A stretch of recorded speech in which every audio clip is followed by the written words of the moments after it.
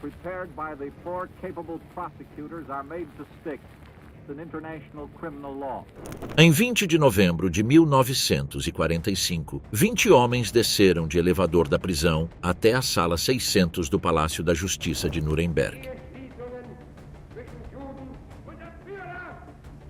Eles haviam governado a Europa por 12 anos, tinham iniciado uma guerra que matou 60 milhões de pessoas e ordenado o extermínio sistemático de outros 6 milhões. Naquela manhã sentaram-se em um banco de madeira diante de 8 juízes de 4 países diferentes e ouviram a leitura das acusações contra eles. Nunca antes algo assim havia ocorrido. Que os líderes de um Estado fossem julgados publicamente pelos crimes cometidos em nome desse Estado era uma ideia sem precedentes no direito internacional. Winston Churchill queria fuzilá-los sem julgamento. Stalin havia proposto em Teherã a execução sumária de 50 mil oficiais alemães. O juiz americano Robert Ida Jackson, que organizou a acusação, impôs o processo com um argumento que escandalizou metade da profissão jurídica. Se a civilização não fosse capaz de responder a esses crimes com a lei, não sobreviveria à sua repetição. Havia um problema técnico. Não existia nenhuma norma anterior que tipificasse como crime a guerra de agressão nem o extermínio de uma população civil. Jackson resolveu de um modo radical. As normas seriam criadas durante o próprio processo, a partir dos princípios gerais da moral internacional. 4 nações julgariam em nome de toda a humanidade. Para chegar a esse banco era preciso capturá-los primeiro, e para capturá-los alguém precisava ter a jaula pronta antes do fim da guerra. Esse alguém era o coronel Burton C. Andrews. Em 2 de outubro de 1944, às 10 da manhã, um comboio de jipes militares americanos entrou em Mondorf-les-Bains, uma vila de 1.200 habitantes no sul de Luxemburgo, recém-liberada pelas forças aliadas apenas semanas antes. Do veículo da frente desceu um coronel de cavalaria com um capacete verde brilhante, um tom que ninguém jamais tinha visto nas seções da frente. Chamava-se Burton C. Andrews. Tinha bigode sul-americano e seus olhos cinzentos se escondiam atrás de grossos óculos escuros. Na mão carregava um folheto com 2 nomes anotados, o Hotel International e o Hotel Palace. Inspecionou o primeiro a pé. Estava encaixotado entre casas velhas que deixavam apenas um beco livre em torno da fachada. Pouca visibilidade, poucas linhas de fogo, ângulos mortos demais. Negou com a cabeça, voltou para o jipe. A pequena coluna virou à esquerda e avançou pela Avenida Maria Adelaide até que, atrás de um grupo de faias velhas e um jardim um pouco descuidado, surgiu um imponente edifício ocre de 4 andares. Era o Palace, um hotel de luxo com 50 quartos, propriedade de um comerciante de Colônia. Andrews contornou-o a pé, examinou-o de todos os ângulos, calculou distâncias e campos de visão. Decidiu em segundos. Aquela visita não era uma inspeção hoteleira. Era a fundação da primeira prisão concebida para conter os homens mais perigosos do mundo. Naquele momento, 2 de outubro de 1944, as vanguardas americanas haviam avançado apenas 45 quilômetros além da linha Siegfried, a cadeia de fortificações alemãs que se estendia ao norte de Trier. Berlim ficava a mais de 600 quilômetros, com dezenas de batalhas e dezenas de milhares de mortos pela frente. A guerra ainda tinha 7 meses de vida. Mas o coronel Andrews não esperou. Era, segundo os próprios registros do exército americano, o oficial mais obstinado de toda a instituição. E havia compreendido antes de todos uma coisa: se se queria julgar os líderes do Terceiro Reich, era preciso ter o local preparado antes de capturá-los, não depois. A operação recebeu o nome de código Operação Mondorf e foi envolta no mais rigoroso segredo. O nome da vila desapareceu de escritos, jornais e comunicações militares. Em toda a área foi imposto toque de recolher das 7 da tarde até às 7 da manhã. Quem fosse surpreendido com uma câmera fotográfica era detido e submetido a tribunal militar. Controles permanentes impediam o acesso a qualquer curioso. Mondorf-les-Bains deixou de existir nos mapas. Sua única identidade era uma sigla militar, a PO 513 US Army. Andrews mobilizou um batalhão inteiro do corpo de engenheiros. Distribuiu seus homens em 4 hotéis da vila. ele e a Companhia A no Terminus, a Companhia B no Grand Cher, a C no Bristol, a D no Windsor. O Palace ficaria para os futuros prisioneiros e nele Andrews dedicou toda a sua meticulosidade. O vidraceiro local, Silver Linster, foi contratado para reparar todas as janelas que os combates recentes haviam quebrado. Um grupo de ferreiros e pedreiros fechou cada buraco, cada ventilação, cada abertura com grades de ferro maciço. Ao redor do hotel, ergueu-se um duplo recinto de postes e arame farpado. 4 torres, 2 na fachada e 2 nas laterais, abrigariam cada uma seção de metralhadoras. Os engenheiros instalaram refletores elétricos de modo que o edifício inteiro ficasse permanentemente iluminado durante a noite. No telhado instalaram um potente alarme elétrico. E, finalmente, para que nada daquilo fosse visível do exterior, cobriram os postes e o arame com lonas de camuflagem. O trabalho completo foi terminado em menos de 6 dias. Andrews tinha sua prisão. Mas seu primeiro prisioneiro não chegaria até a primavera seguinte, e os meses de espera estavam longe de ser tranquilos. A caçada mais grande da história. Em 7 de maio de 1945, a Alemanha assinou sua rendição incondicional em Heinz. 3 dias depois, em 10 de maio, o marechal de campo Wilhelm Keitel repetiu a assinatura em Berlim diante dos representantes soviéticos. A guerra na Europa havia terminado. As listas de procura elaboradas pelos serviços de contra-espionagem aliados, com fotografias e fichas de dados de cada alvo, deixaram de ser um exercício de planejamento e se tornaram uma ordem de operações ativa. Mas 2 dos nomes que deveriam ocupar os assentos de maior relevância no futuro banco já não existiam. Adolf Hitler havia morrido em 30 de abril de 1945 no bunker da chancelaria de Berlim. Joseph Goebbels, ministro da propaganda do Reich, caiu no dia seguinte junto com sua esposa. Os soviéticos apresentaram o cadáver carbonizado de Goebbels como prova fotográfica. De Hitler não houve cadáver verificável durante décadas. 2 nomes da lista, no entanto, já estavam nas mãos dos aliados antes do fim da guerra. Rudolf Hess, o antigo número 2 do Partido Nazista, estava preso na Grã-Bretanha há 4 anos desde aquele voo solitário em 10 de maio de 1941, quando aterrissou na Escócia para o que ele descrevia como uma missão pessoal de paz. Hitler, ao saber, decretou que Hess estava louco.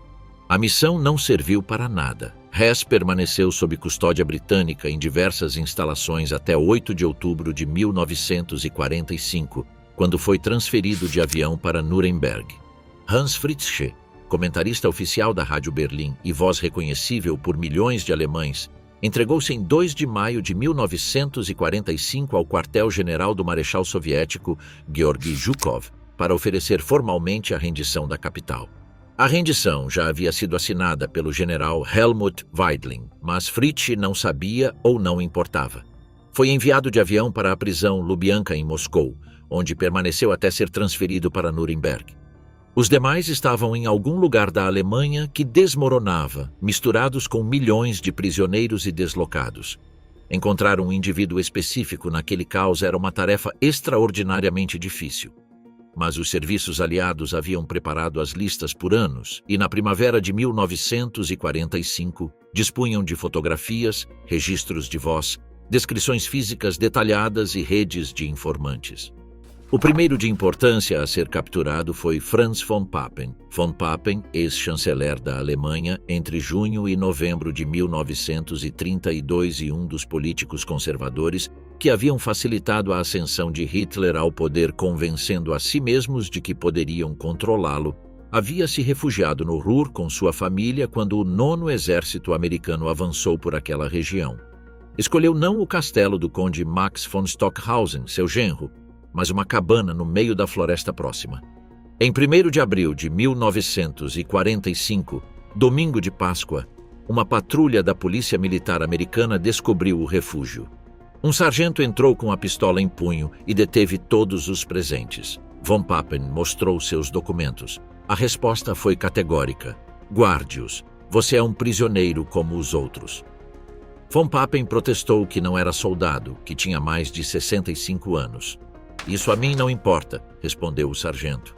Em 6 de maio, os franceses localizaram o barão Constantin von Neurath em sua zona de ocupação.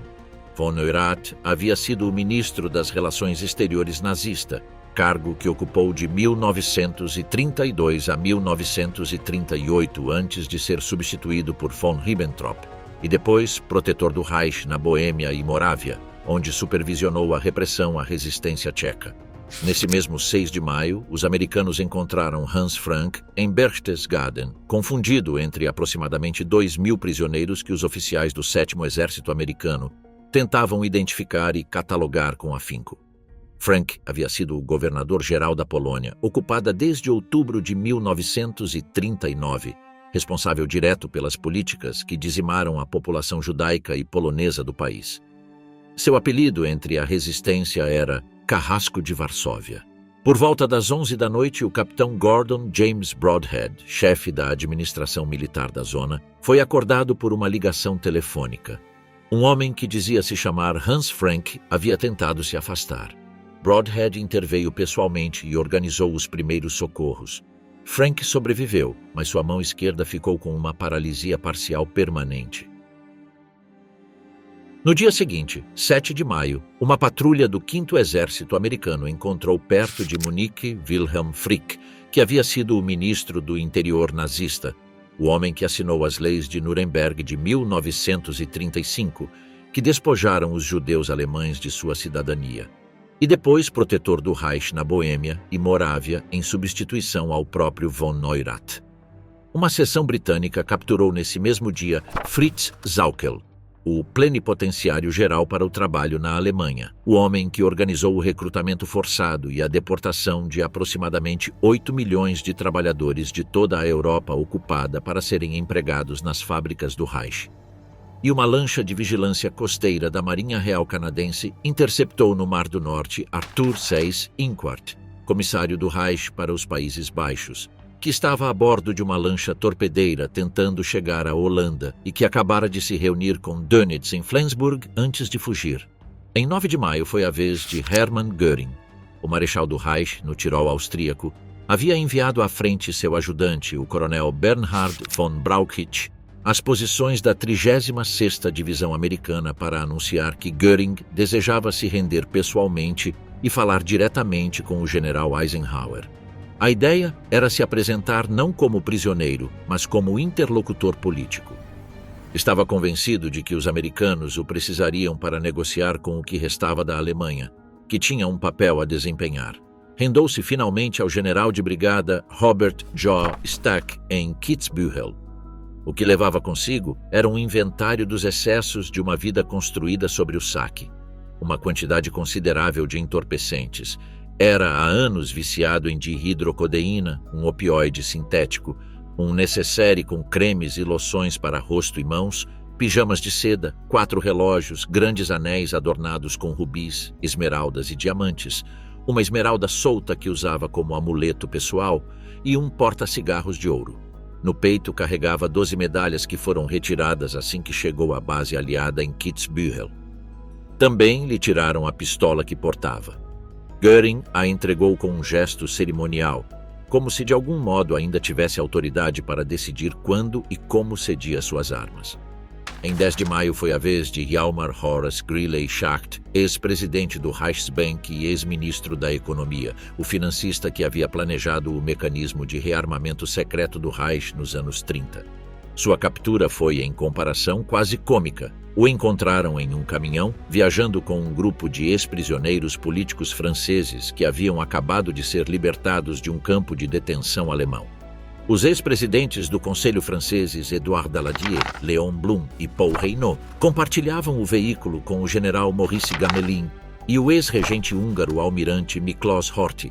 Schacht, um dos arquitetos do Estado nazista, caiu nas mãos americanas junto às suas próprias vítimas. Em 1º de maio, os soviéticos haviam descoberto em Berlim o ministro da Economia do Reich, Walter Funk, escondido entre o pessoal da embaixada japonesa na cidade.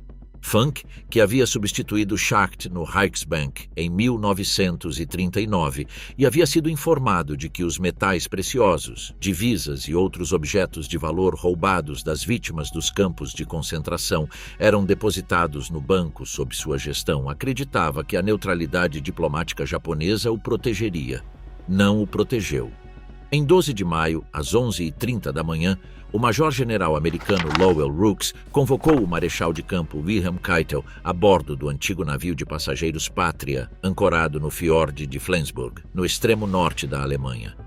Rooks concedeu-lhe 1h30 para se preparar. Ele podia levar seu ajudante pessoal e uma bagagem cujo peso total não excedesse 150 quilos.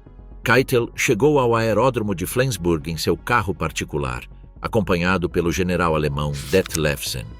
Ao subir no avião militar britânico que o esperava, saudou os presentes agitando sua bengala de marechal de campo, incrustada de brilhantes. Era o símbolo da mais alta graduação militar alemã. Sua carreira como oficial da Wehrmacht terminou naquele gesto. O verme e suas armadilhas. Após a captura de Keitel, decorreram 3 dias sem novidades. Os demais pareciam ter desaparecido. Em 15 de maio, as capturas foram retomadas. O primeiro desse dia foi Ernst Kaltenbrunner, chefe do Escritório Central de Segurança do Reich, a instituição que englobava a Gestapo, o SD, as polícias de segurança e todos os aparelhos de repressão e inteligência do Estado nazista. Kaltenbrunner havia substituído Reinhard Heydrich após o assassinato deste em Praga, em junho de 1942.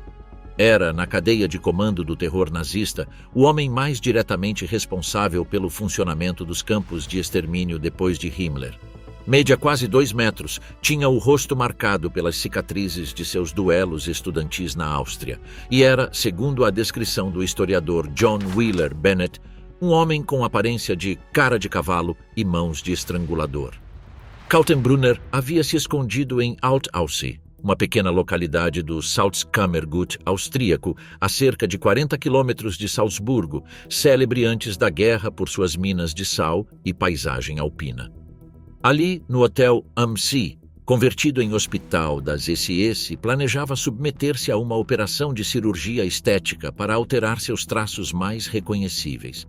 Mas no último momento, sentiu medo de ser identificado na mesa de operações, inconsciente e à mercê de quem o operasse. Numa noite, fugiu para a floresta, como von Papen antes dele. Alguém da região o reconheceu e denunciou às autoridades aliadas para ganhar o favor dos ocupantes. Foi preso sem resistência. Nesse mesmo 15 de maio, camponeses de uma vila ao sul de Berchtesgaden indicaram à 101ª Divisão Aerotransportada Americana que o Dr. Robert Ley, chefe do Deutsche Arbeitsfront, o sindicato unificado do Reich, que havia absorvido à força todos os sindicatos independentes alemães em 1933, estava em uma casinha isolada. Ley havia sido um dos membros mais próximos do círculo íntimo de Hitler durante toda a trajetória do nazismo e, em seu testamento político, o próprio Führer o havia confirmado como chefe da Frente do Trabalho. Os soldados da 101ª encontraram um homem idoso sentado na cama, com barba por fazer, tremendo, vestido com pijama azul. "O senhor é o Dr. Ley?" perguntou o chefe da patrulha. "Não, está enganado. Eu sou o Dr. Ernst Distel." "De acordo, é a mesma coisa. Venha comigo." No posto de comando da divisão, o homem negou obstinadamente. Os americanos, que o procuravam há meses, fizeram entrar na sala um idoso de quase 80 anos chamado Frank Xavier Schwarz, tesoureiro-geral do Partido Nacional Socialista desde 1925, detido dias antes. Ao ver o homem de pijama, Schwarz não conseguiu conter a surpresa. "Olha, se o Dr. Ley também está aqui." O jerarca se rendeu à evidência. "Eles venceram", disse de mau humor. No mesmo dia, em Flensburg, um grupo de busca britânico inspecionou o hospital da Marinha Alemã, examinando paciente por paciente. Encontraram na cama, com uma entorse na clavícula, o filósofo oficial do nazismo Alfred Rosenberg. Autor de O Mito do Século XX, o texto pseudofilosófico que pretendia fornecer sustentação intelectual à ideologia racial nazista, Rosenberg também havia sido responsável pelo saque sistemático do patrimônio artístico e cultural dos territórios ocupados no leste e a principal figura administrativa dos territórios ocupados soviéticos. O comandante Coogan, do exército americano, encarregado de revisar os documentos nazistas confiscados, descreveria depois: "O que encontramos em seus diários e correspondência era suficiente por si só para enviá-lo à forca. Demonstrava sua responsabilidade direta pelo massacre de milhões de judeus e deportados." No dia seguinte, 16 de maio, na mesma Flensburg, os britânicos prenderam o grande almirante Karl Dönitz, o general Alfred Jodl e o ministro de armamentos Albert Speer. Os três haviam feito parte do gabinete do governo fantasma que Dönitz presidira nos últimos dias do Reich, convocando reuniões diárias em um navio no fiord de Flensburg, sem ter mais qualquer poder real. Dönitz havia preparado 12 malas para a transferência. Só lhe permitiram levar uma. Enquanto era escoltado pela rua até o veículo que o levaria ao aeródromo, soldados e marinheiros alemães que o viam passar se punham à atenção e o saudavam. Dönitz respondia com a cabeça erguida. Era o último ato de uma autoridade que já não existia. Quase à mesma hora em que Kaltenbrunner caía nas mãos americanas na Áustria, a mais de 1.000 quilômetros ao norte, nos arredores de Bremervörde, uma patrulha britânica de rotina parou em um controle um homem de aparência comum, com a cabeça raspada e um tapa-olho. O homem apresentou documentos em nome de Heinrich Hitzinger, um agente de campo de segurança. O nome não constava em nenhuma lista, mas algo naquele homem chamou a atenção do oficial britânico. Foi conduzido para interrogatório. Era Heinrich Himmler. O chefe das SS, o artífice do Holocausto, o homem que havia supervisionado o assassinato industrial de 6 milhões de judeus e milhões de eslavos, ciganos, prisioneiros de guerra soviéticos e opositores políticos, havia tentado em vão se incorporar ao governo de Dönitz no final da guerra. Dönitz o rejeitou. Himmler também havia solicitado ser nomeado negociador com os aliados. Também foi recusado. Disfarçado como um simples soldado com documentos falsos e um tapa-olho cobrindo o olho esquerdo, tentava cruzar as linhas aliadas e desaparecer na Alemanha do pós-guerra. Durante o interrogatório, antes que os britânicos pudessem extrair informações valiosas, Himmler mordeu uma cápsula que levava escondida entre os molares. A cápsula havia sobrevivido às revistas corporais porque Himmler a ocultara em uma cavidade dental especialmente preparada para isso. Morreu em minutos. Seu corpo permaneceu 2 dias no chão da sala onde morreu, em uma casa requisitada perto de Lüneburg.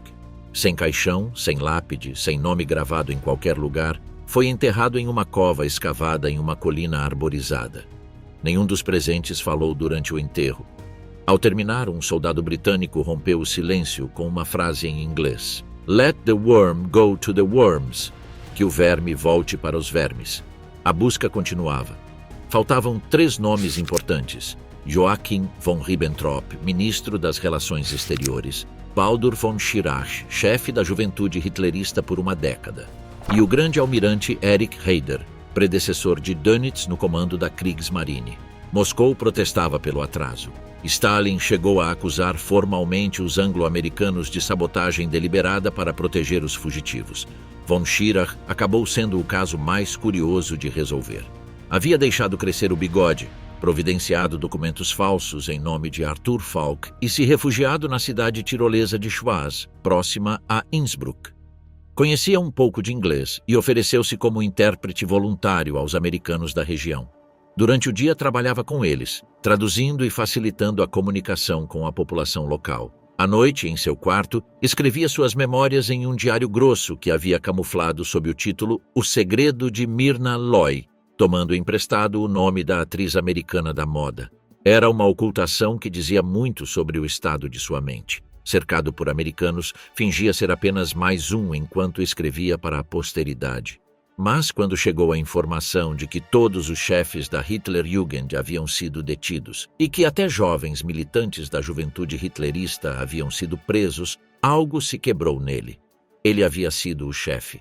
Ele lhes dera uma ideologia, os havia formado, os enviado à morte. E agora se escondia.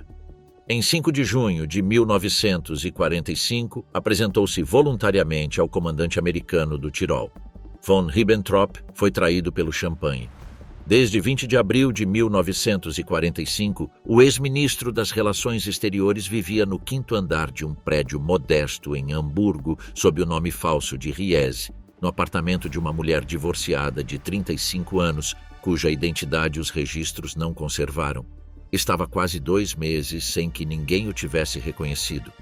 Mas, em sua juventude, antes de entrar na política, von Ribbentrop havia trabalhado como agente de vendas de uma empresa de importação de vinhos na Alemanha e no Canadá, onde também atuou como funcionário de trens-leito. Esse conhecimento enológico acumulado ao longo dos anos acabou sendo a brecha em sua cobertura. Um dia entrou em uma taberna e começou a discorrer com tal erudição e entusiasmo sobre os tipos de champanhe francês e seus métodos de produção que o proprietário desconfiou e avisou a polícia britânica. O chefe, ninguém que fosse simplesmente Ries, falava assim sobre vinhos. Ao amanhecer de 14 de junho de 1945, 4 soldados e um subtenente inglês entraram no apartamento. Von Ribbentrop estava de pijama listrado vermelho e branco. Mostrou-se visivelmente desconfortável com a presença da mulher durante a revista. No cacheio, encontraram colada à pele de seu abdômen, fixada com esparadrapo, uma cápsula de cianeto de potássio. Também entregou 3 cartas que havia escrito, endereçadas ao Marechal Bernard Montgomery, ao ministro das Relações Exteriores Anthony Eden e ao primeiro-ministro Winston Churchill. No envelope da carta, a Churchill havia um erro que os investigadores britânicos consideraram revelador. O homem que havia sido embaixador em Londres entre 1936 e 1938, que conhecera pessoalmente Churchill em inúmeras ocasiões, havia escrito Vincent Churchill em vez de Winston. O último a ser capturado foi Erich Raeder. Os soviéticos haviam protestado tanto pelo atraso em sua localização que os serviços anglo-americanos começaram a suspeitar que Moscou o estivesse ocultando deliberadamente para tê-lo como moeda de troca nas negociações do pós-guerra. A realidade acabou sendo muito mais banal. Raeder vivia tranquilamente com sua esposa no setor soviético de Berlim, em sua residência habitual, sem disfarces, sem documentos falsos, sem jamais ter se mudado de onde sempre morara. Os próprios soviéticos simplesmente não o haviam procurado ali. Em 23 de junho de 1945, quase 2 meses completos após a capitulação alemã, 6 oficiais do Exército Vermelho apareceram em sua casa, o prenderam e o deportaram junto com sua esposa para Moscou, onde foi mantido isolado em prisão por 15 dias antes de ser transferido eventualmente para Nuremberg. O Palace que se tornou gaiola. O aeródromo da capital do Grão-Ducado de Luxemburgo tinha cada vez mais tráfego. Aviões aliados chegavam e partiam noite e dia. No sábado, 12 de maio, chegou o Feldmarschall Keitel. O primeiro de todos tinha sido Arthur Seyss-Inquart, transferido diretamente de Flensburg. E depois, ao longo das semanas seguintes, um a um, de carro ou caminhão, sempre escoltados por jipes com metralhadoras nas laterais, todos os hierarcas capturados percorreram a estrada estreita e cheia de curvas que leva a Mondorf-les-Bains. Na Europa destruída, aquele hotel era uma anomalia que perturbava quem o conhecia. Tinha luz elétrica, água corrente quente e fria, elevadores que funcionavam, toalhas de mesa brancas, lençóis e pijamas renovados diariamente, abajures nas mesinhas de cabeceira e um parque arborizado para passear. O capitão médico Clint L. Miller havia montado consultórios com equipamento suficiente para uma intervenção cirúrgica de urgência. Em todo Luxemburgo não havia instalação médica comparável.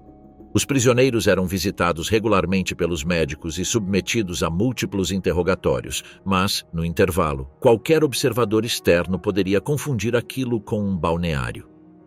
Os hóspedes eram chamados de Mister pelos soldados americanos. Comiam no andar térreo, em um grande refeitório, servidos por 6 garçons alemães de jaqueta branca. Josef Jakesch, Theodor Kemmer, Wilhelm Girlich, Josef Meyer, Otto Henke e Bernhard Janssen, todos prisioneiros de guerra selecionados pelo coronel Andrus por sua confiabilidade. Nas torres havia metralhadoras carregadas. À noite, os refletores iluminavam sem pausa cada canto do jardim e toda a fachada do Palace. e o duplo recinto de arame farpado coberto por lonas de camuflagem permanecia de pé, invisível da rua.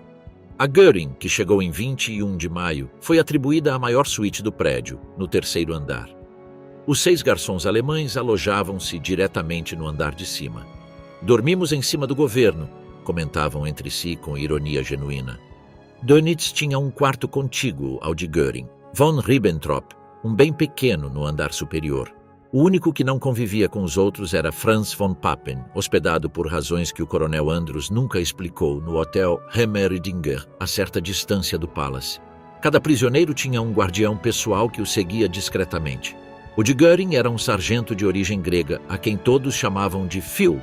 O marechal do Reich foi submetido imediatamente a uma rigorosa desintoxicação de opiáceos. Ele tomava doses massivas de dihidrocodina há anos, um analgésico sintético que lhe fora inicialmente prescrito depois que, em 1923, fora gravemente ferido durante o fracassado putsch da cervejaria de Munique, e cuja dependência foi crescendo até consumir 20 comprimidos ou mais por dia. Em poucas semanas emagreceu notavelmente e recuperou agilidade. Começou a fumar grossos charutos Wolf, fabricados em Hamburgo, que frequentemente presenteava ao seu guardião Phil. Durante uma inspeção rotineira em seu quarto, descobriu-se uma cápsula de cianeto de potássio que lhe foi confiscada. Andrews sabia que o marechal tinha mais escondidas em algum lugar de seu corpo ou do quarto. Nunca conseguiu encontrá-las todas. A vida do Palace era governada por um código de campainhas instaladas nos tetos dos corredores e dos quartos. Um toque pela manhã para levantar-se, 2 para a higiene pessoal, 3 para descer ao café da manhã no andar térreo.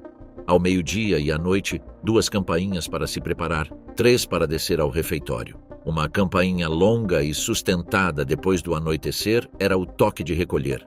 Todas as luzes dos quartos deviam ser apagadas, enquanto os refletores exteriores eram ligados ao máximo. Os prisioneiros davam longos passeios pelo parque durante as horas permitidas, agrupando-se naturalmente por afinidades ou pela necessidade de não ficarem sozinhos. Göring, cada vez mais magro e lúcido à medida que avançava a desintoxicação, fumava e não escondia sua irritação. "Não compreendo por que estou aqui quando há tanto a fazer na Alemanha."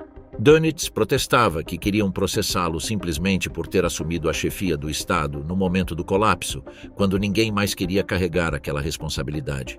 Von Ribbentrop, Baldur von Schirach e outros discutiam animadamente, às vezes até rindo, enquanto os americanos os observavam sem intervir.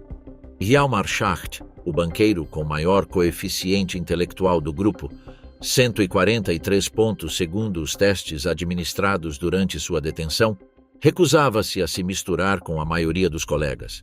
Distinguia entre quem considerava cavalheiros, como von Papen e von Neurath, com quem desejava se relacionar, e os demais, a quem descrevia sem rodeios como criminosos. Procurava ter o mínimo contato possível com o grupo majoritário. Em 28 de julho de 1945, durante uma violenta tempestade que sacudiu Mondorf-Leban, Göring começou a suar intensamente e desmaiou em seu quarto. Seu pulso mal era perceptível. O médico, chamado às pressas, acreditou por um momento que o marechal poderia morrer ali mesmo. A desintoxicação acelerada havia enfraquecido profundamente um organismo que durante anos havia dependido de opiáceos para funcionar. Göring se recuperou após várias injeções. O médico reduziu sua cota diária de charutos de 20 para 12 e prescreveu repouso. Em 10 de agosto chegou a notícia de Hiroshima. O tenente-coronel Owen comunicou-a pessoalmente a Göring. A primeira reação do marechal foi categórica: "Não acredito."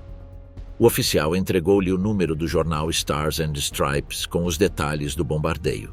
Göring leu em silêncio e murmurou: "É algo formidável, mas não quero me envolver nesses problemas.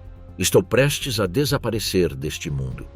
Dönitz, que ouvia a conversa, comentou que a Alemanha também havia trabalhado no problema atômico, mas que lhes faltaram os materiais necessários, e acrescentou que lhe dava arrepios pensar que os americanos poderiam ter lançado aquela bomba sobre a Alemanha.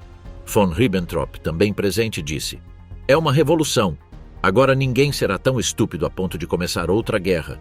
Depois, Dönitz pegou o jornal e traduziu-o em voz alta para os que não entendiam o idioma. Os demais ouviram em silêncio. 2 dias depois, O grupo de detidos saiu para as varandas e terraços do Palace com o torso nu para tomar sol como em qualquer tarde.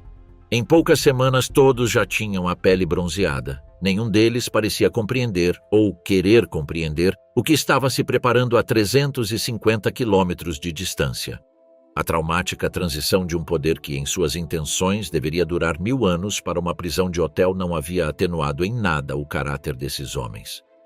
Os Feldmarschalls Keitel, Jodl e outros altos comandos militares apresentaram queixas formais ao coronel Andros porque consideravam indigno ter de cuidar pessoalmente da limpeza de suas próprias celas. Apelaram à Convenção de Genebra. Andros respondeu por escrito, lembrando-os de que um grupo de oficiais americanos prisioneiros em campos nazistas havia pedido simplesmente que fossem fuzilados em vez de torturados, e que o comandante do campo respondeu com uma única ordem: chicotadas, mais chicotadas. Keitel, em particular, parecia ter esquecido que, quando lhe disseram que suas ordens de executar pilotos ingleses que haviam escapado de um campo de prisioneiros violavam o direito internacional, sua resposta fora: cuspo sobre ele. A Europa que esses homens haviam construído estava desmoronando ao seu redor, e eles pediam lençóis limpos. Os quebrados antes de começar. Nem todos os hierarcas chegaram intactos ao banco dos réus. O comandante americano da 101ª Divisão Aerotransportada, o general Blitt, circulava pelos arredores de Berchtesgaden quando teve que parar em uma estrada onde um idoso pintava com sua paleta e cavalete. O comandante o cumprimentou. O homem de longa barba branca retribuiu a saudação, mas algo naquele rosto lhe pareceu familiar. Ele havia visto aquela fotografia em todas as dependências aliadas. "O senhor se parece com Julius Streicher, sabe?" disse Blitt de repente. O velho empalideceu. "O senhor me conhece?" Streicher foi detido ali mesmo. Pediu permissão para trocar de sapatos antes de partir. Era o homem que durante décadas dirigiu o jornal antissemita Der Stürmer, aquele que publicava na capa caricaturas de judeus devorando crianças cristãs, aquele que incitou desde as páginas impressas ao extermínio sistemático, com uma constância que até seus próprios correligionários achavam constrangedora. Aposentado de seu cargo de Gauleiter da Franconia em 1940 por escândalos de corrupção e conduta depravada que o próprio Hitler considerou inaceitáveis, passou os últimos anos da guerra em sua propriedade em Pleikershof, pintando aquarelas e escrevendo memórias que ninguém publicaria. Foi ali que o encontraram. O caso de Gustav Krupp von Bohlen und Halbach, o rei do aço e dos canhões, foi diferente. O procurador-chefe americano Robert Jackson havia exigido desde o início que um representante da indústria pesada alemã sentasse no banco dos réus. Krupp era o nome óbvio. Sua empresa havia fabricado os canhões do Kaiser na Primeira Guerra Mundial, havia financiado em parte a ascensão do nazismo, e durante a Segunda Conflagração, suas fábricas funcionaram com dezenas de milhares de trabalhadores escravizados provenientes de campos de concentração, incluindo prisioneiros de Auschwitz, transferidos especificamente para trabalhar em suas instalações em Essen. Jackson descreveu o crescimento do Império Krupp perante o tribunal com números precisos. Em 1935, o ativo líquido da empresa era de 57 milhões de marcos. Em 1941, havia subido para 111 milhões. O valor de suas fábricas, calculado em 76 milhões em 1937, chegou a 237 milhões em 1943. Era o enriquecimento de quem apostou no regime certo no momento certo. Mas Krupp não estava em condições de ouvir esses números. Em 1944, ele sofrera um derrame que paralisou metade do corpo.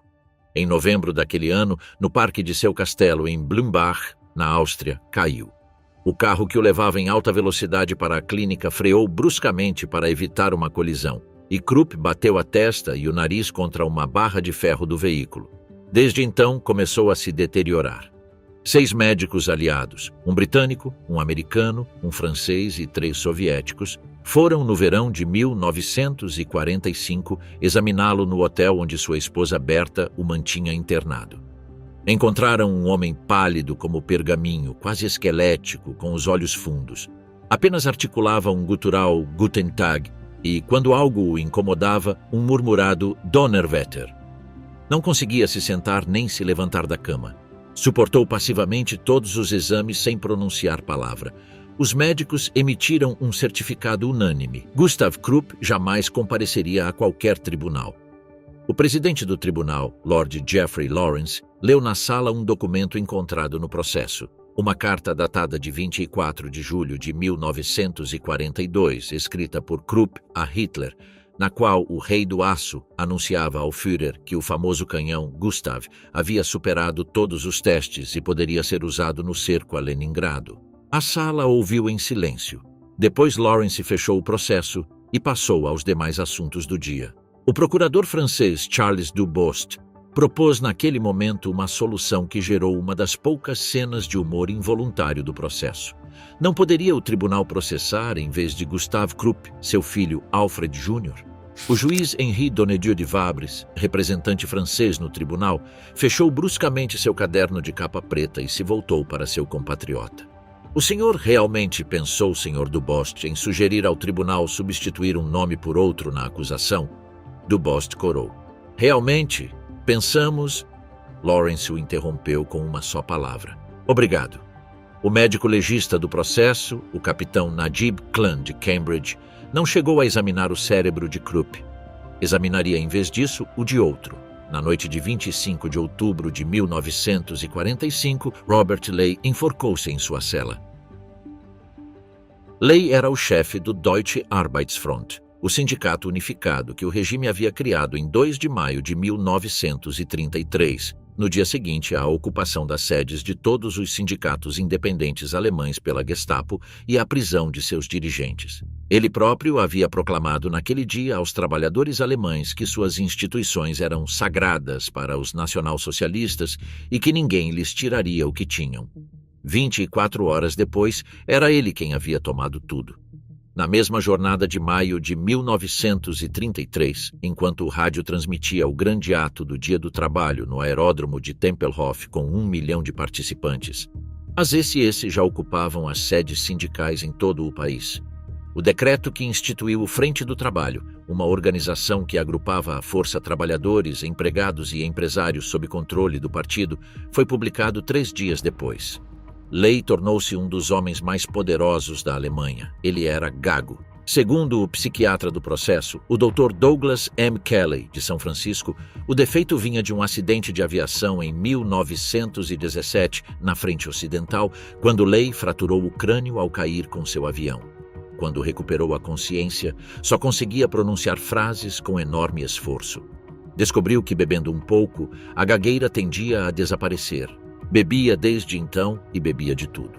Uísque, kirsch, vinho, em quantidades que seus próprios camaradas consideravam excessivas. Seu apelido nos círculos do partido era o Bêbado do Reich. Ele havia sido capturado em 16 de maio em um chalé em Obersalzberg, ao sul de Berchtesgaden. Estava sob vigilância estreita há dias porque já havia tentado se livrar da vida. Mas a cápsula foi encontrada por um enfermeiro da prisão. Na noite de 25 de outubro, no bloco C da prisão de Nuremberg, onde os acusados já haviam sido transferidos, rasgou silenciosamente sua roupa íntima sob os lençóis. Amarrando um pedaço de toalha ao redor do pescoço, prendeu-o ao cano da descarga do vaso sanitário. Era pequeno o suficiente para fazê-lo sem precisar de muito espaço. Não houve som algum, nenhum gemido. Um guarda que observava pela viseira o encontrou já sem vida. Segundo o guarda que entrou na cela naquela noite, a toalha havia sido preparada com precisão metódica, contrariando a imagem pública de um homem sempre descontrolado. Pequeno o suficiente para fazê-lo, disse o guarda. Se tivesse sido maior, teria enfrentado dificuldades. Sobre a mesa havia 2 cartas. Na primeira escreveu: "Não consigo suportar mais esta vergonha. Materialmente não me falta nada. A comida é boa, os americanos são corretos e em parte amistosos. Tenho o que ler e posso escrever o que quiser.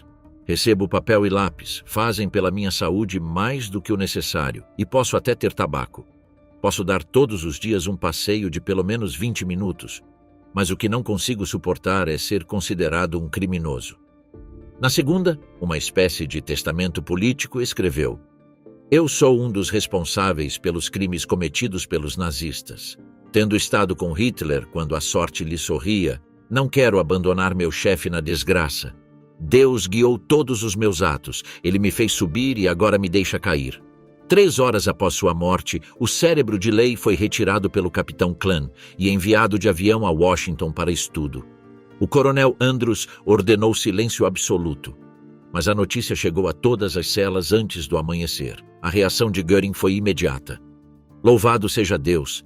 Aquele bêbado nos desacreditava a todos. Era o 4º hierarca a se livrar da vida, depois de Hitler, Goebbels e Himmler. Andrews tomou isso como um fracasso pessoal.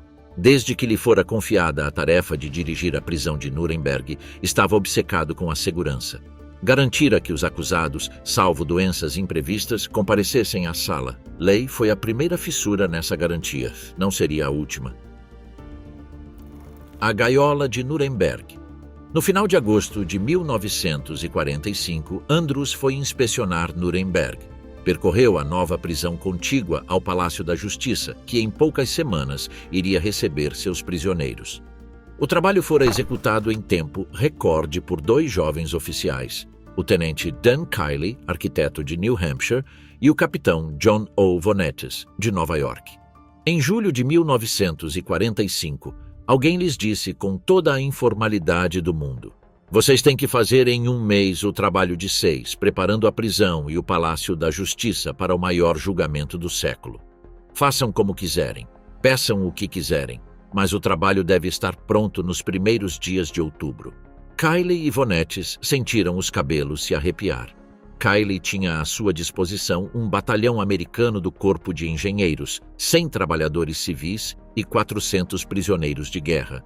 Seus homens deviam reparar 650 quartos nas 3 alas do palácio e reconstruir completamente a parte oeste, destruída pelas bombas incendiárias. O primeiro andar inteiro precisava ser transformado em uma cafeteria ao estilo americano capaz de servir 500 pessoas. No segundo andar, uma grande sala comum para jornalistas de todo o mundo e outros pequenos escritórios com centenas de telefones e alto-falantes. No terceiro andar, a sala de audiências, ampliada para acomodar 4 juízes e 4 suplentes, 22 promotores, 22 acusados, 8 intérpretes, 8 secretários, 60 advogados e conselheiros, 250 jornalistas e fotógrafos e 150 pessoas do público. Kiley derrubou paredes, construiu varandas, instalou elevadores, reconstruiu escadarias, montou ar-condicionado e os primeiros aparelhos de tradução simultânea em 4 idiomas jamais usados em um tribunal. Fez vir de avião de Nova York técnicos da IBM, gastou em pouco mais de 40 dias cerca de $1 milhão. A lista de materiais foi impressionante: 130 mil quilos de cimento, 100 mil tijolos, 20 mil telhas, 8 mil quilos de gesso, 1.500 quilos de pregos, 4.500 metros quadrados de vidro, 10 mil tubos fluorescentes e 335 mil metros de cabo elétrico. Ele examinou tudo. Ao terminar, fez uma única observação: "Quero que as molduras das portas e janelas sejam envernizadas de preto, como os carros funerários." Quando retornou e constatou que a ordem fora cumprida, disse satisfeito: "Agora posso trazer meus prisioneiros." A transferência de Mondorf ocorreu ao longo de outubro.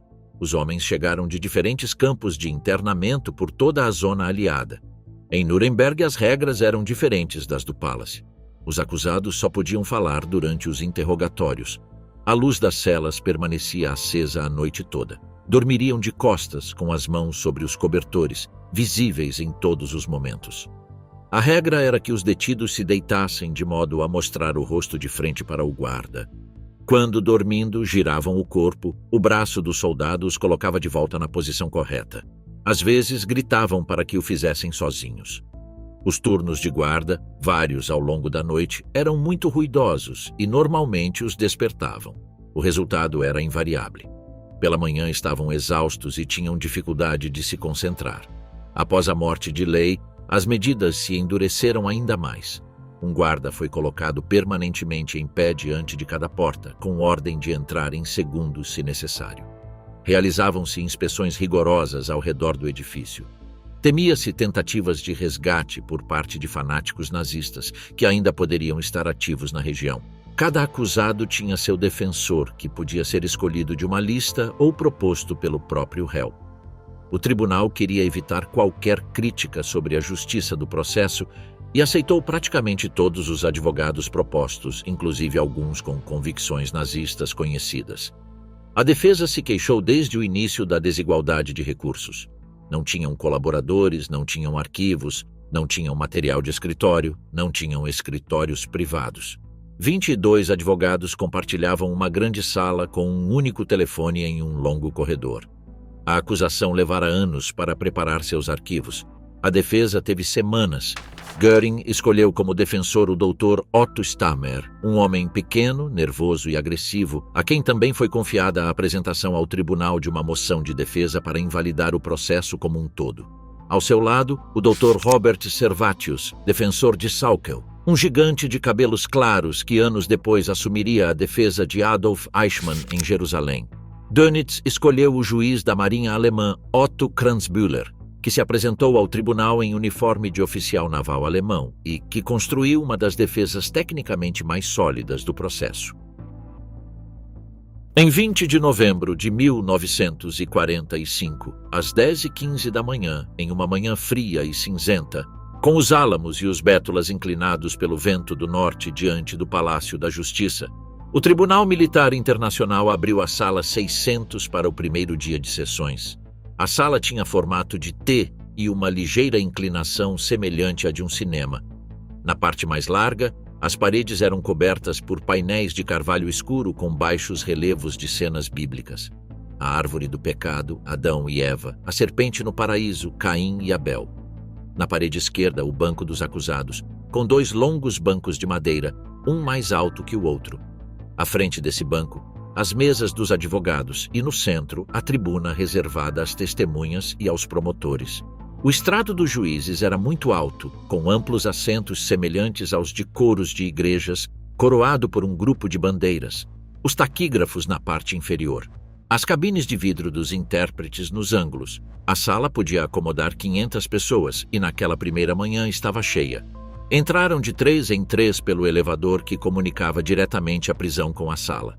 Keitel, 63 anos, com uniforme verde sem insígnias. Von Papen, 65, cabelo engomado, lenço no bolso do peito. Göring passou rapidamente pelos demais, entrou no banco com gesto decidido e sentou-se na extremidade esquerda, junto ao microfone.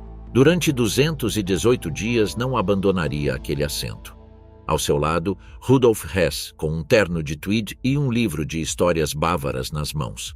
Quando chegou a Nuremberg, Hess havia afirmado ter perdido a memória. O promotor Amen havia tentado fazer com que Göring falasse durante um interrogatório para provocar alguma reação. Göring entrou na sala, enumerou todos os seus títulos: Marechal do Reich, comandante em chefe da Luftwaffe, ministro do interior da Prússia. E Hess respondeu a tudo que lamentava, mas que não conseguia se lembrar. Dias depois, quando a possibilidade de ser declarado inapto para o processo pairou sobre ele, Hess falou por si mesmo: a partir de agora, minha memória também está disponível para outros. As razões da suposta perda de memória eram táticas. Os promotores anotaram em silêncio. Depois, von Ribbentrop, envelhecido prematuramente.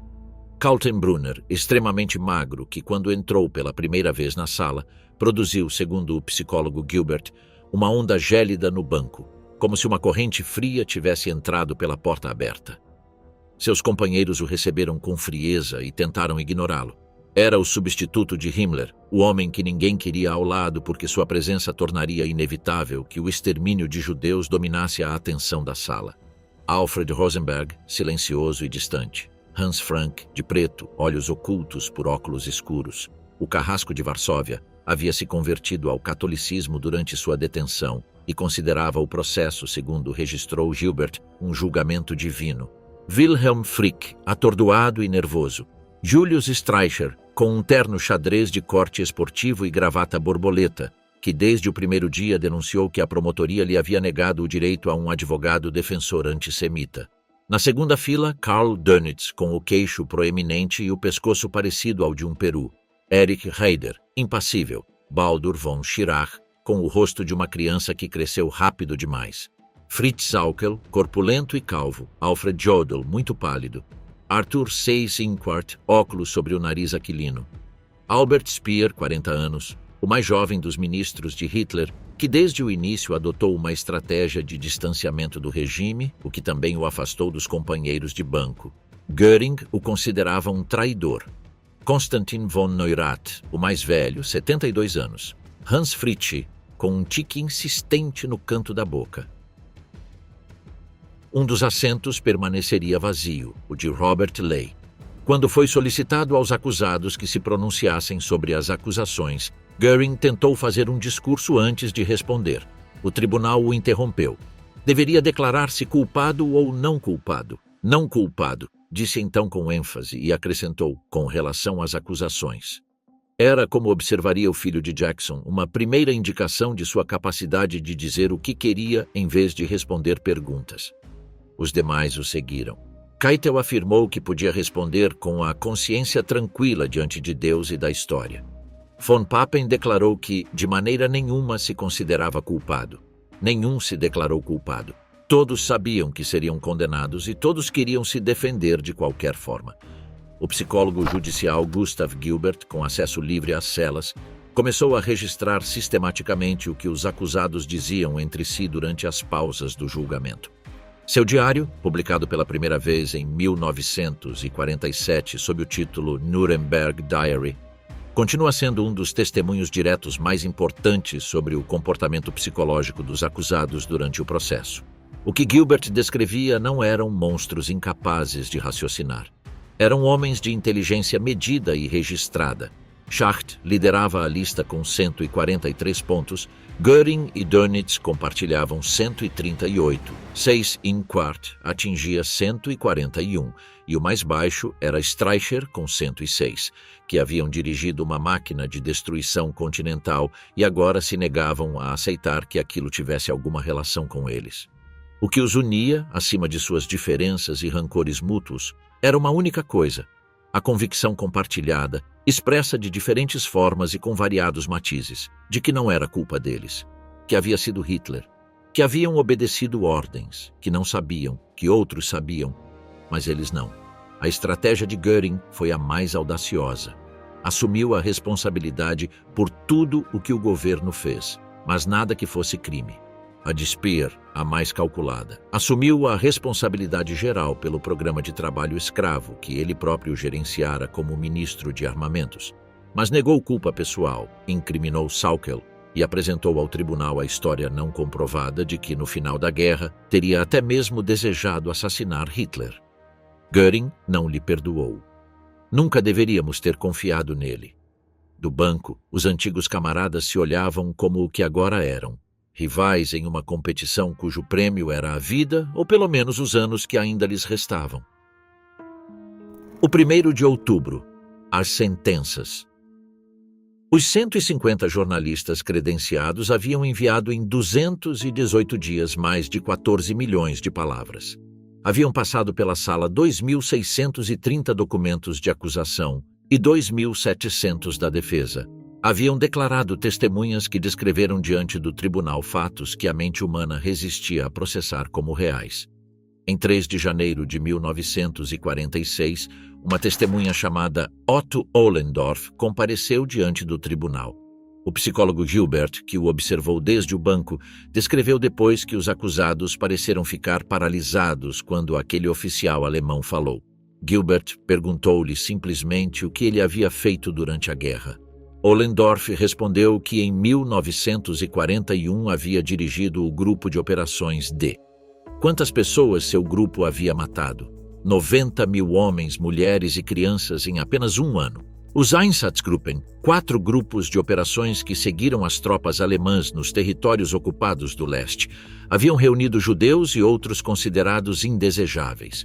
Ciganos, comissários políticos, pacientes de hospitais psiquiátricos. E os haviam assassinado em campo aberto. Göring, enquanto Ohlendorf falava, sussurrou ao vizinho: "O que esse porco espera ganhar?"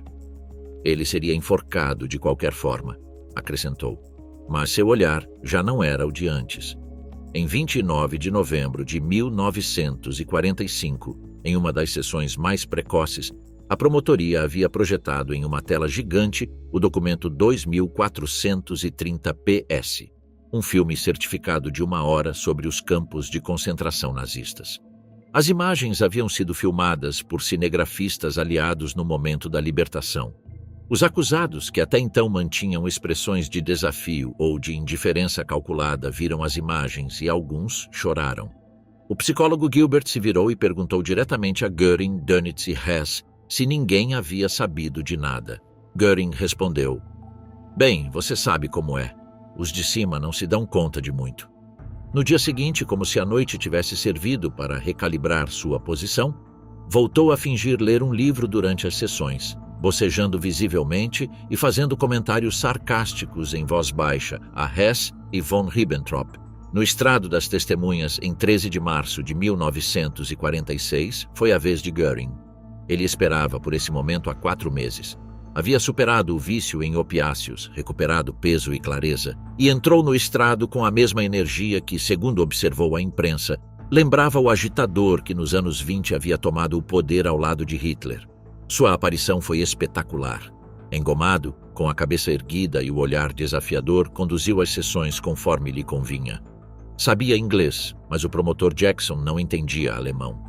Enquanto fazia traduzir as perguntas, Göring meditava suas respostas, o que o fazia parecer ágil e seguro. Jackson tinha que esperar pacientemente, algo a que não estava acostumado em uma vida profissional desenvolvida nos tribunais de primeira instância de seu país. Em uma cena que se tornou célebre, Göring conseguiu que Jackson perdesse a paciência e jogasse os fones de ouvido sobre a mesa. Desesperado, Jackson chegou a pensar em se retirar do processo. A promotoria inglesa o convenceu a não fazê-lo. Até o juiz francês Donnedieu de Vabres reconheceu em particular que Göring possuía certa distinção. O advogado de Speer, seu inimigo mortal no banco, não pôde deixar de exclamar: "Esse Göring é um verdadeiro homem, um verdadeiro matador." Baldur von Schirach, que em Nuremberg se arrependeu publicamente de seu passado nazista, admitiu: "Agora entendo por que ele era tão popular. Mas os documentos eram os documentos.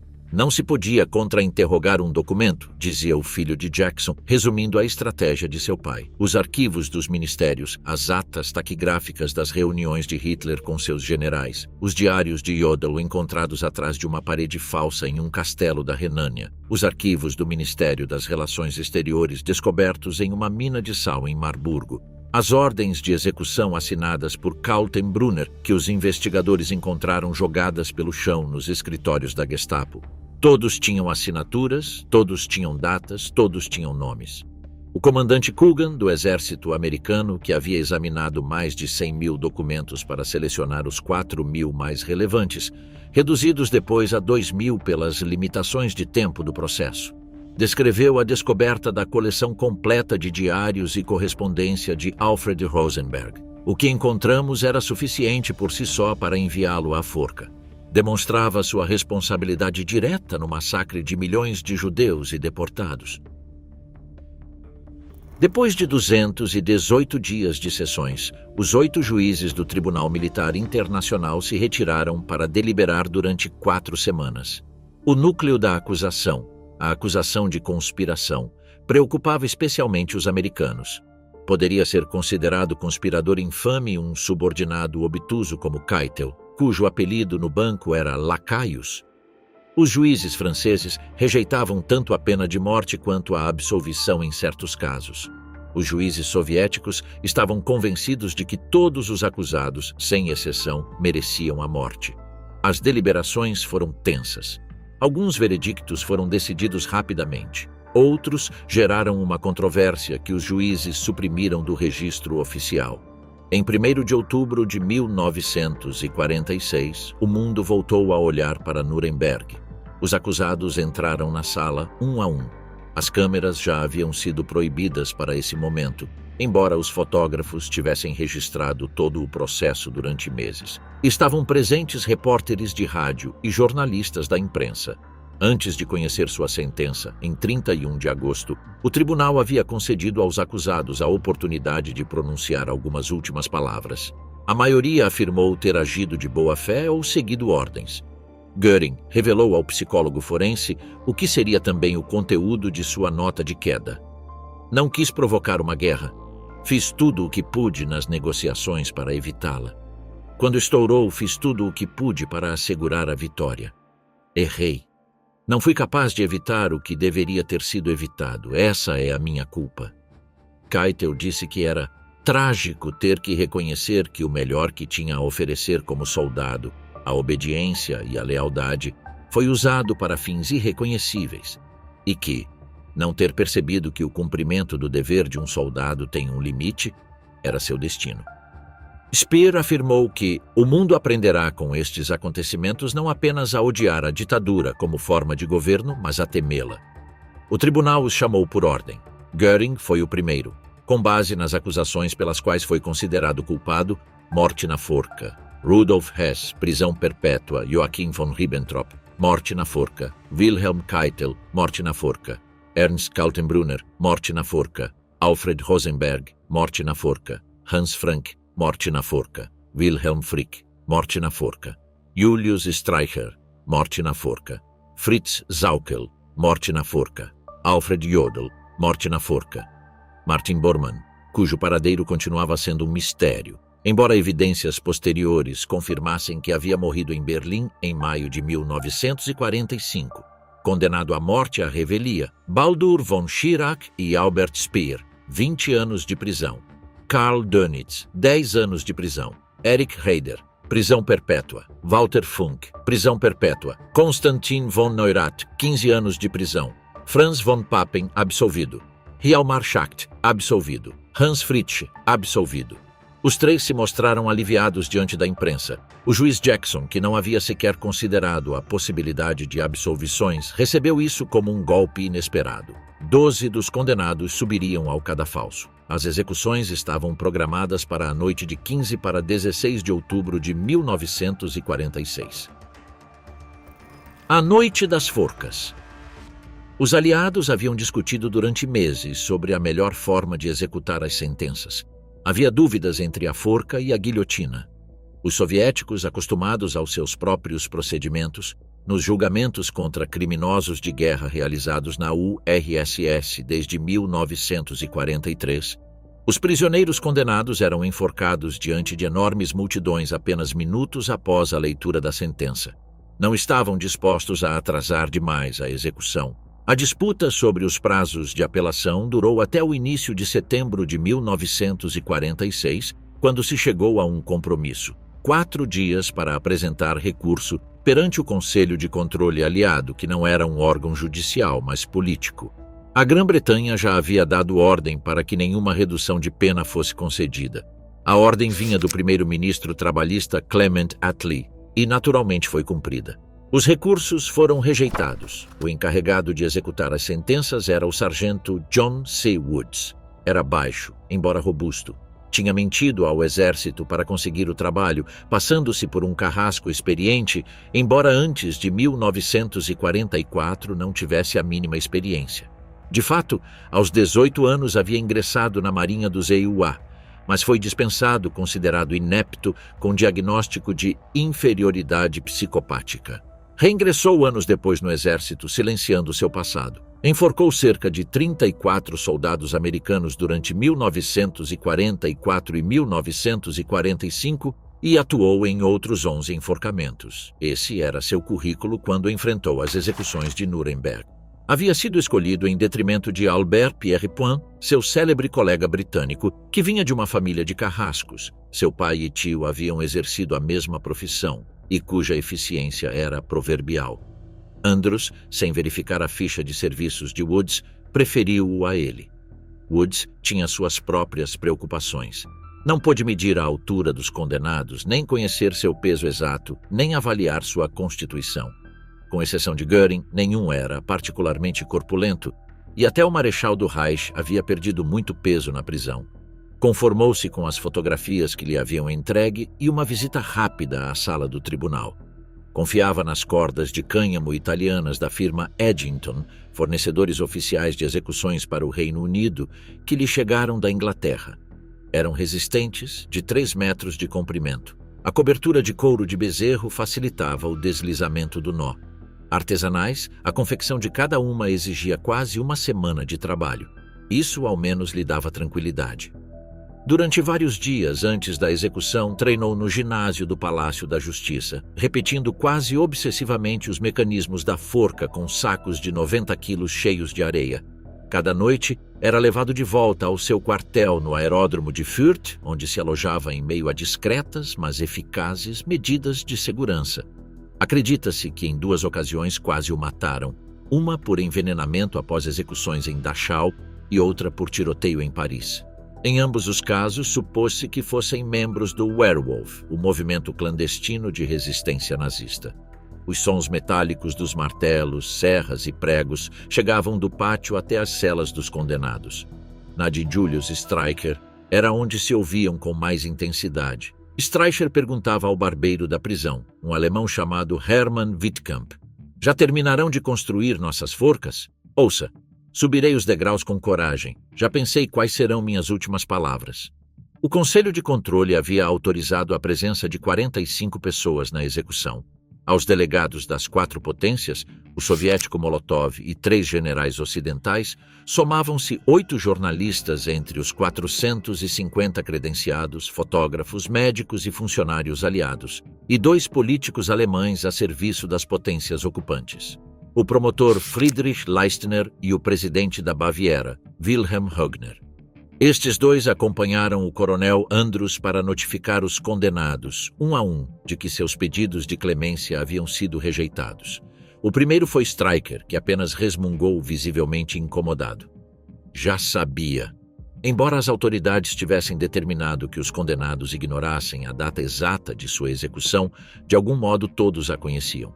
Suas atividades no último dia, 15 de outubro de 1946, denunciavam isso. Göring permaneceu deitado em sua cama com um romance de Fontane, em vez de fazer seus habituais passeios pelo pátio.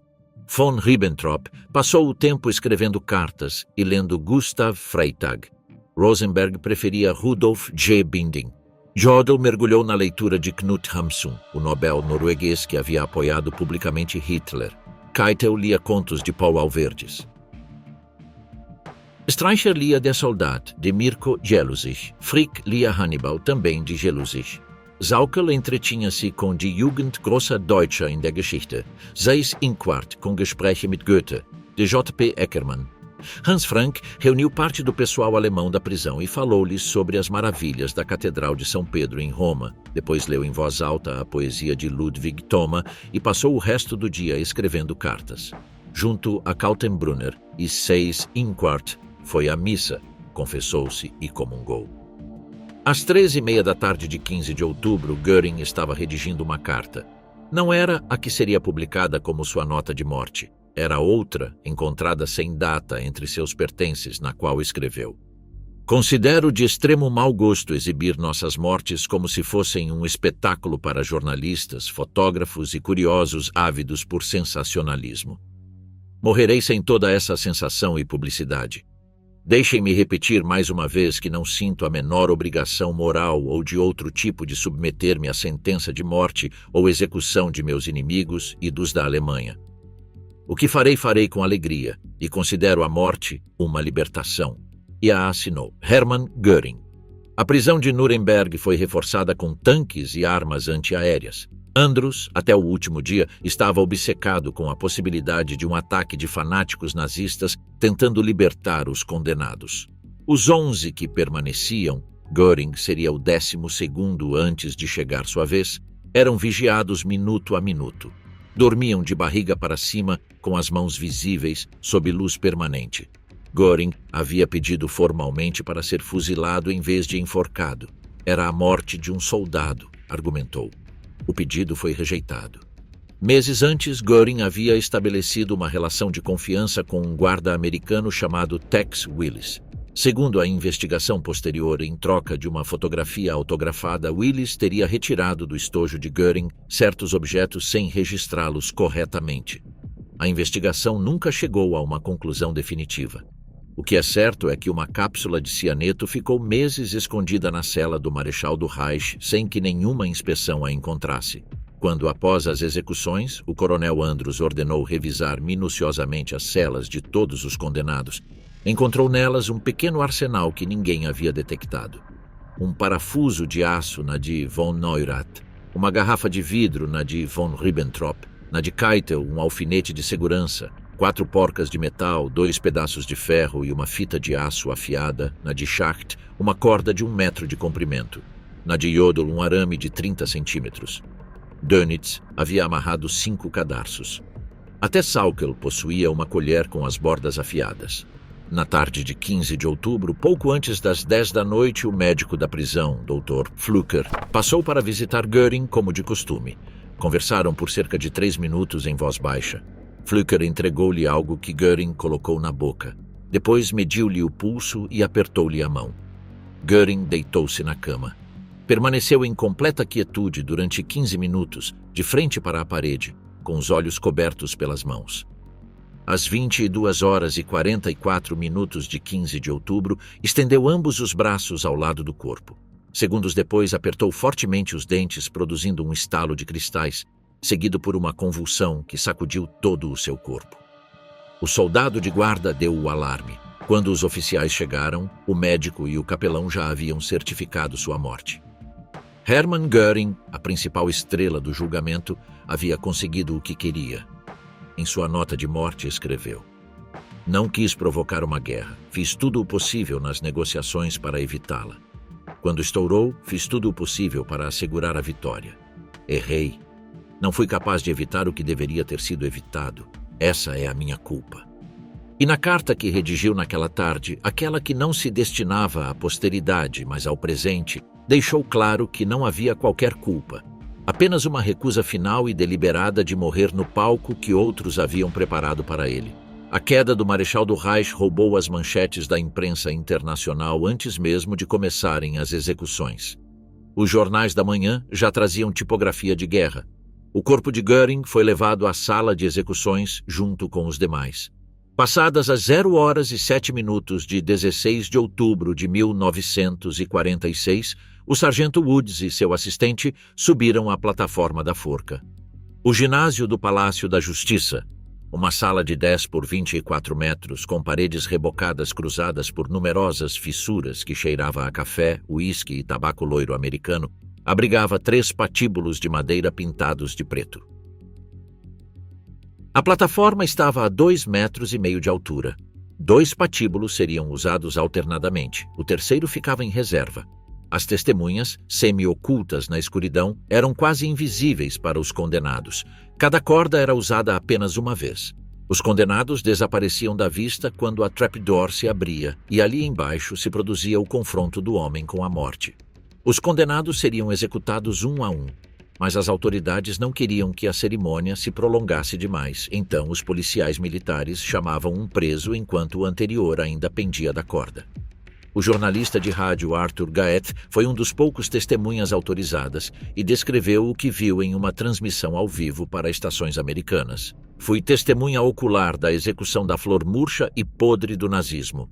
Von Ribbentrop havia ocupado o lugar de Göring.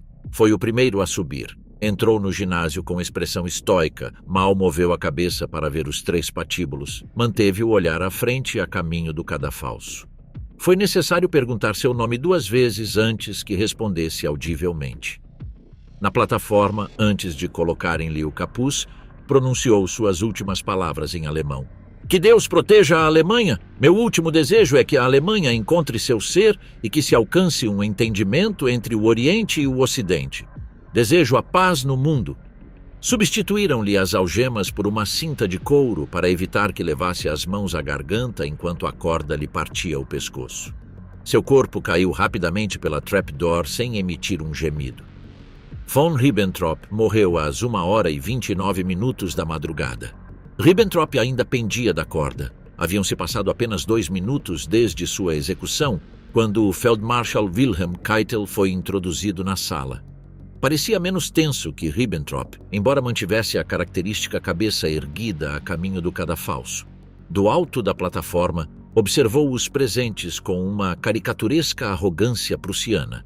Em voz alta e clara, lembrou-se de seus filhos mortos em combate. Rogo a Deus Todo-Poderoso que tenha misericórdia do povo alemão. Mais de 2 milhões de soldados alemães encontraram a morte lutando pela pátria antes de mim. Agora sigo meus filhos. Tudo pela Alemanha. Alemanha acima de tudo. A trapdoor abriu-se na plataforma número 2 às 1h33. As execuções sofreram um pequeno atraso porque Keitel e Ribbentrop ainda pendiam e foi permitido aos presentes fumar. 2 médicos, um norte-americano e outro soviético, certificaram a morte do primeiro dos executados. Kaltenbrunner entrou em seguida. Caminhou com determinação até a forca, molhando os lábios repetidamente. Na plataforma ficou de frente para um capelão católico do exército americano. Amei meu povo alemão e minha pátria de todo o coração, disse. Cumpri meu dever de acordo com as leis do meu povo e lamento que, nestes tempos, meu povo tenha sido liderado por pessoas que não eram soldados e que se tenham cometido crimes dos quais não tinha conhecimento. Subiu os degraus profundamente perturbado, visivelmente pálido. Suas últimas palavras enquanto ajustavam a corda. Boa sorte, Alemanha. A trapdoor abriu-se às 1h39. Alfred Rosenberg estava completamente sereno quando entrou no ginásio. Parecia até entediado. Não quis dizer nada quando lhe perguntaram. Embora estivesse acompanhado por um pastor protestante, respondeu negativamente quando este lhe perguntou se queria rezar. Instantes antes de o carrasco colocar-lhe o capuz, olhou para o pastor sem acrescentar nada. Foi a execução mais rápida da noite. Hans Frank sorria levemente, embora engolisse saliva com frequência. Convertido ao catolicismo na prisão, considerava sua execução um ato de expiação. Em voz muito baixa, disse suas últimas palavras. Agradeço pelo tratamento gentil que me foi dispensado durante meu cativeiro e rogo a Deus que me acolha em sua misericórdia. Ao colocar-lhe o capuz sobre a cabeça, foi visto engolindo saliva novamente. Quando Wilhelm Frick entrou na sala, já eram 2h05. Estava inquieto, embora não temeroso. Tropeçou no último degrau. Quando lhe colocaram o capuz, limitou-se a dizer: Viva a Alemanha eterna! Julius Streicher não hesitou em encarar seus carrascos. Quando o levaram ao cadafalso e olhou fixamente para o grupo de testemunhas, irrompeu em um estentório. Heil Hitler! Quando lhe perguntaram seu nome, respondeu com desprezo. Você sabe muito bem meu nome. O intérprete repetiu a pergunta. Streicher respondeu novamente. Julius Streicher. Enquanto subia os degraus, murmurou. Agora vou com Deus. Já na plataforma, voltou-se para as testemunhas e deu seu último grito. Purim Fest 1946. Despedia-se do mundo com a profissão de fé antissemita que sustentara durante toda a sua carreira. O Purim é uma festa hebraica que celebra a sobrevivência do povo judeu frente ao extermínio planejado por Haman no século V a.C. Ao abrir-se a trapdoor, Streicher começou a chutar com toda a sua energia. Foram ouvidos os estertores de sua agonia por um tempo, até que o carrasco precisou descer para a parte inferior. Foi a morte mais longa da noite. Fritz Sauckel manteve até o último momento que sua sentença se devia a um erro de tradução. Suas últimas palavras foram: que Deus proteja a Alemanha e a faça grande novamente. Viva a Alemanha! Que Deus proteja minha família. Sauckel também lutou por bastante tempo. O nó não havia sido ajustado corretamente, e por alguns instantes foi possível ouvir um gemido abafado com clareza.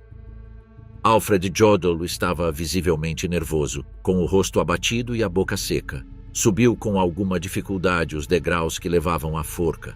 Uma vez lá, pronunciou suas últimas palavras com voz firme. Saúdo você, minha Alemanha. O último a subir os degraus foi Arthur Seyss-Inquart, ajudado pelos guardas devido às dificuldades para andar provocadas por seu pé deformado. Homem de grande inteligência, não duvidou que seria condenado à morte e preferiu enfrentar o processo com lealdade à causa que defendera durante toda a sua vida. Não abjurou Hitler nem por um instante. Com voz decidida, embora baixa, pronunciou suas últimas palavras. Espero que esta execução seja o último ato da tragédia da Segunda Guerra Mundial e que a lição aprendida nesta guerra seja que deve haver paz e entendimento entre os povos. Eram 2h45 de 16 de outubro de 1946. A cada trapdoor que caía, a noite avançava sobre Nuremberg. Os corpos foram fotografados. Na mesma noite foram transportados para Munique em caminhões militares. Antes do amanhecer de 16 de outubro de 1946, os restos dos 12 condenados, incluindo o de Göring, foram cremados. As cinzas foram lançadas no rio Isar, próximo a Munique, para que não existisse nenhum local que pudesse se tornar ponto de peregrinação. Não haveria túmulos, não haveria monumentos, não haveria nenhum ponto no mapa para venerar o que representaram. Muitos anos depois, nas últimas horas de 31 de janeiro de 1977, um velho coronel do exército norte-americano levantou-se repentinamente em seu leito de morte e, com os olhos muito abertos e o olhar perdido no horizonte, exclamou angustiado: "Tenho que chegar à cela de Göring. Ele se matou." O coronel Burton C. Andrews morreu pouco depois. Göring o havia perseguido até o fim. Os que sobreviveram. Os condenados à prisão foram transferidos para a prisão de Spandau, no setor britânico de Berlim.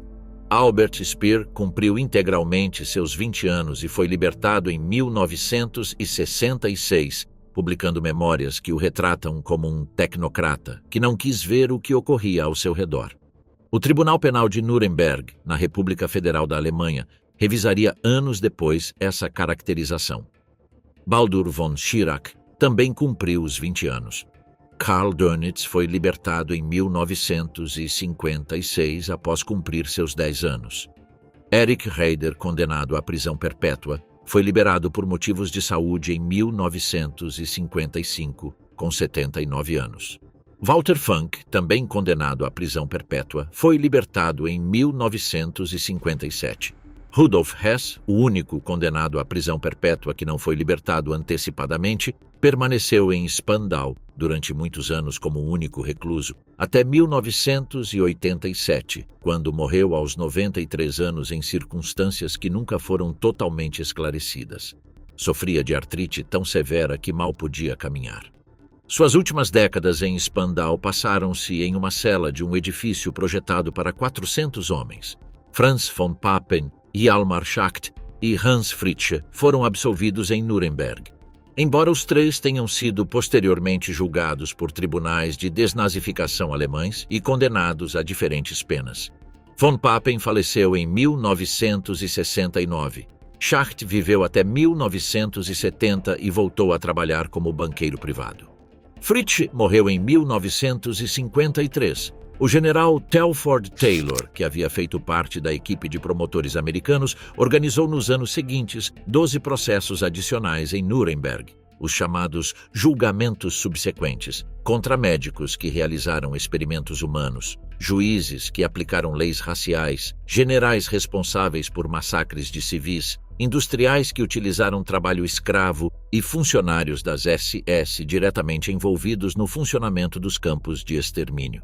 O processo principal, no entanto, estabeleceu algo que o direito internacional não havia afirmado com tanta clareza antes, que os líderes de um Estado poderiam ser julgados pessoalmente pelos crimes cometidos em nome desse Estado, que a obediência devida não era defesa suficiente, que a guerra de agressão era, em si mesma, um crime. As sentenças de Nuremberg foram incorporadas à Carta das Nações Unidas. O Tribunal Penal Internacional, fundado em Haia em 2002, é herdeiro direto dessa lógica jurídica.